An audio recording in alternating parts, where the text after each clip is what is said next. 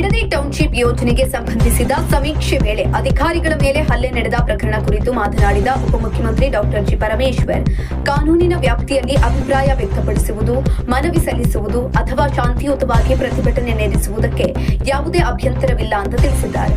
ರಾಜಕೀಯ ಪ್ರೇರಣೆ ಅಥವಾ ಒತ್ತಡದಿಂದ ಕಾನೂನು ಬಾಹಿರವಾಗಿ ಪ್ರತಿಭಟನೆ ನಡೆಸಿರುವುದು ಸಾಬೀತಾದರೆ ಕಾನೂನು ಪ್ರಕಾರ ಕ್ರಮವನ್ನು ಕೈಗೊಳ್ಳಲಾಗುವುದು ಅಂತ ಸ್ಪಷ್ಟಪಡಿಸಿದರು.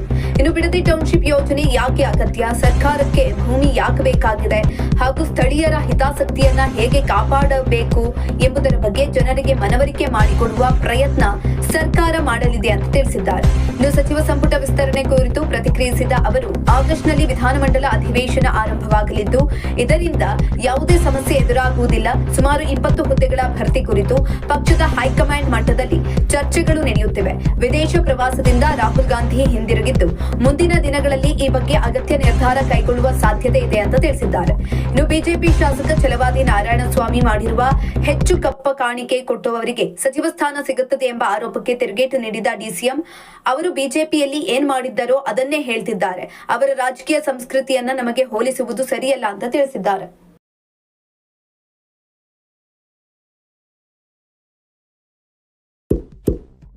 ಇಂತಹ ಇನ್ನಷ್ಟು ವಿಡಿಯೋಗಳಿಗಾಗಿ ಲೈಕ್ ಮಾಡಿ, ಫಾಲೋ ಮಾಡಿ, ಶೇರ್ ಮಾಡಿ.